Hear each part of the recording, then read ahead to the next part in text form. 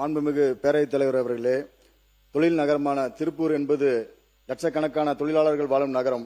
நாள்தோறும் வேலைக்கு செல்லும் தொழிலாளர்களுக்கும் ஏழை மற்றும் நடுத்தர குடும்பங்களுக்கும் நியாய விலைக் கடைகள் அத்தியாவசியமானவை. எனவே மக்கள் தொகை அதிகரித்து வரும் திருப்பூர் புதிய குடியிருப்பு பகுதிகளில் மக்கள் தொகை அடிப்படையில் புதிய நியாய விலைக் கடைகள் அமைக்க வேண்டும்.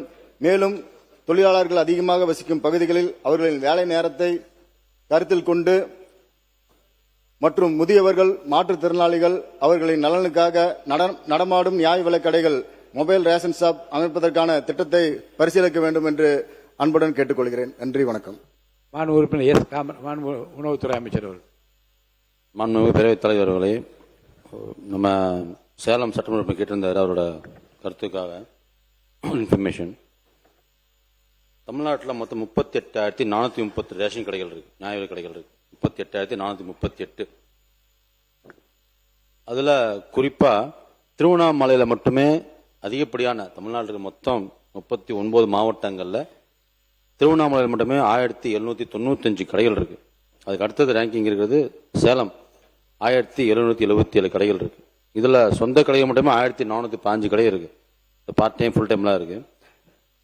எல்லா கடைகளுமே எங்கெல்லாம் மக்கள் தேவைகள் இருக்கோ அந்த கடைகள் நேரம் அணுகலாம். இன்னொன்று கூட, ரேஷன் கடைகளில் ரேஷன் பொருள் வாங்குறதுக்கு அந்த கடைக்கு தான் போன கட்டாயம் இல்லை. பக்கத்தில் எங்கெல்லாம் கடைகள் இருக்கோ, எங்கெல்லாம் கடைகளோ அந்த கடையில் போய் வாங்கலாம். இன்னொன்று கூட, நிறைய மக்கள் என்ன பண்ணுறாங்க, ரேஷன் கார்டு கொண்டு வரல, எங்கிட்ட ரேஷன் அந்த அட்டை எங்கிட்ட, குடும்ப அட்டை எங்கிட்ட இல்லை, நான் இப்போ வாங்க முடியாது, இந்த கடை வரைக்கும் வந்துட்டேன், ஆனால் எங்கிட்ட நீங்கள் பொருள் வாங்க முடியல, வீட்டு திரும்பி போகிறேன்னு சொல்கிறாங்க. இந்த சட்டமன்றம் வாயிலாக பொதுமக்களுக்கும் அனைவருக்கும் சொல்ல விருப்பம் என்னன்னா, எப்படி நம்ம ஒரு டிரைவிங் லைசன்ஸையும் ஆதார் கார்டையும் நம்ம இருக்கிற ஒவ்வொரு ஐடி வாட்டர் ஒரு டிஜிட்டலாவோ வாட்ஸ்அப்லையோ வச்சுக்கிறோமோ, சாஃப்ட் காப்பி வச்சுக்கிற மாதிரி ரேஷன் அட்டைகளும் சாஃப்ட் காப்பி இருந்ததுன்னா, நீ கடைகளுக்கு போய் ரேஷன் அட்டையை வச்சு ஸ்கேன் பண்ணி தான் பண்ணணும், கட்டாயம் இல்லை. எந்த ரேஷன் கடைக்கு போனாலும் பக்கத்தில் ரேஷன் கடைகள், ஒரு பணி நிமித்தமாக வெளியூர் போயிருக்கலாம், இல்லை பணி நிமித்தம் வெளியே ஏதாவது வேலைகளுக்கு போயிடலாம், வீட்டுக்கு போயிட்டு வீட்டுக்கு பக்கத்து கடைக்கு தான் போகணும் அப்படின்னு கட்டாயம்லாம் இல்லை. எங்கெல்லாம் ஒர்க்குக்கு போகிறீங்களோ, எங்கெல்லாம் இடம் இருக்கோ அங்கெல்லாம் உங்கள் ரேஷன் கார்டால் ஒரு சாஃப்ட் காப்பி இருந்தால் போதும், ரேஷன் கார்டு நம்பர் இருந்தால் போதும். அந்த நம்பரை காமிச்சு, அந்த நம்பரை மட்டுமே கடைகளுக்கு போய், எப்படி நம்ம ஏடிஎம்ல போனால் கார்டை போட்டு ஓடிபி நம்மளோட பின் நம்பரை போட்டால் பணம் வருமோ, அது போல் ரேஷன் அட்டையோட நம்பரை மட்டும் வச்சு ரேஷன் கடைகளில் சொன்னீங்கன்னா, அங்கேயே உங்கள் ஃபிங்கர் பிரிண்ட், உங்களோட ஃபிங்கர் பிரிண்டையோ லைவாலையோ ஸ்கேன் பண்ணி உடனே பொருள் வாங்க முடியும். இது பல பேருக்கு ஒன்றா தெரியல. இந்த சட்டமன்றம் வாயிலாக பொதுமக்களுக்கும் இங்கே அமைச்சர்களுக்கும் தெரியப்படுத்துகிறேன். நன்றி. மாண்பு உறுப்பினர் காமராஜ் அவர்கள். மாண்புமிகு பேரவைத் தலைவர், நியாய விலைக் கடைகளில் உள்ள இடைக்கருவி, அந்த போஸ்ட் மிஷின் கொண்டு வந்தது ஒரு நல்ல நோக்கத்திற்காகத்தான். ஆனால் அது வந்த நாள் முதல் இன்று வரை அது பெரும்பாலும் சரியாக வேலை செய்வதில்லை. இரண்டாவது, சரியாக மெயின்டெனன்ஸ், சர்வீஸ் மெயின்டெனன்ஸ் கிடையாது.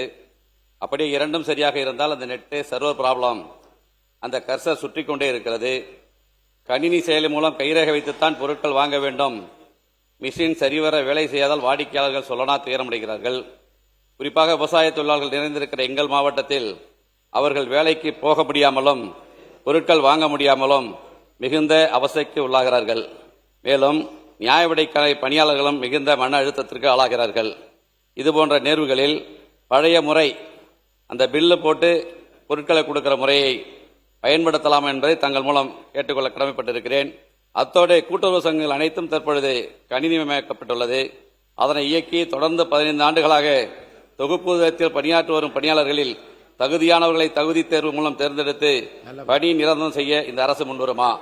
அத்தோடு நீர்வளத்துறைக்கு எங்களுடைய டெல்டா மாவட்டங்களில் இருக்கிற அனைத்து சட்டமன்ற உறுப்பினர்களும் மேட்டூர் அணையை திறக்க வேண்டும் என்று கோரிக்கை வைக்கிறார்கள்.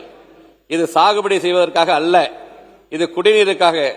சாகுபடி செய்வதற்காக மேட்டூர் அணையை என்று வேண்டுமானாலும் திறக்கட்டும், அது வேறு விஷயம். அங்கே காவேரி நீர்பிடிப்பு பகுதியில் மழை பெய்யட்டும், மேட்டூர் டேம் 90 அடிக்கு மேல் போகட்டும். ஏன்னா 90 அடிக்கு மேல போனாதான் டேம் திறப்பாங்க விவசாயத்துக்கு. இப்ப நாங்க கேட்கறது 45 டிஎம்சி மேட்டூர் அணையில தண்ணி இருக்கு. ஒரு 5 டிஎம்சி தண்ணீரை எடுத்து காவேரி கடமடை பகுதி, அங்க இருக்கிற பூம்புகார், அங்க இருக்கிற முத்துப்பேட்டை, அங்க இருக்கிற நாகப்பட்டினம் போன்ற பகுதி கடைமடை டைல் என்று சொல்வார்கள், அந்த கடைமடை பகுதி வரை தண்ணீரை விடுத்து ஒரு 5 டிஎம்சி தண்ணி எடுத்தா போதும். மாண்புமிகு நீர்வளத்துறை அமைச்சர்களுக்கு உறுப்பினர் கூட்டுறவுல ஆரம்பிச்சு நீங்க வேற எங்கேயோ போறீங்க. ஒரே முடிச்சுட்டேன் சார். ஒரே மாண்பு உறுப்பினர் பேரவைத் தலைவர் ஒரே வசந்தம் நிமிஷம், கார்த்திகேயன் அவர்கள். ஒரே நிமிஷம் பேரவைத் தலைவர் ஒரே நிமிஷம். சொல்லிட்டீங்க ஏற்கனவே கூட்டுறவு பத்தி சொல்லிட்டீங்க. அவருக்கு மைக் கொடுங்க, அவருக்கு மைக் கொடுங்க. மேட்டூர் டேம் கட்டணத்திலிருந்து இன்னைக்கு வரைக்கும் தஞ்சாவூர் கண்காணிப்பு பொறியாளர்கிட்ட தான் அந்த மேட்டூர் அணை திறக்கிற அதிகாரம் இருந்துச்சு. கடந்த காலங்களில் அதை சென்னை சிக்கு மாத்திருக்கிறாங்க. நம்முடைய அமைச்சருக்கு அந்த அதிகாரம் இருக்கு. தஞ்சாவூர் கண்காணிப்பு பொறியாளருக்கு தான் மேட்டூர்ல எப்ப தண்ணி ரொம்ப, தஞ்சாவூர் மாவட்டத்துக்கு எப்ப தண்ணி தேவை, நாகப்பட்டினம் மாவட்டத்துக்கு எப்ப தண்ணி தேவை, திருவாரூர் மாவட்டத்துக்கு எப்ப தண்ணி தேவை, குடிநீருக்கு எப்ப தண்ணி தேவைங்கிறது தஞ்சாவூர்ல இருக்கிற கண்காணிப்பு பொறியாளருக்கு தெரியும். மாண்பு நீர்வளத்துறை அமைச்சர் அந்த உத்தரவினை விடுமாறு கேட்டுக்கொண்டு விடைபெறுகிறேன். நன்றி, வணக்கம். வசந்தம் கார்த்திகேயன் அவர்கள். மாண்புமிகு பேரவைத் தலைவர் அவர்களே, எங்களுடைய கள்ளக்குறிச்சி மாவட்டத்தில் ஒரு 25% பகுதிகளுக்கு மேல் மலைவாழ் மக்கள் மலைப்பகுதி தான் இருக்குது. கல்வராயன் மலை.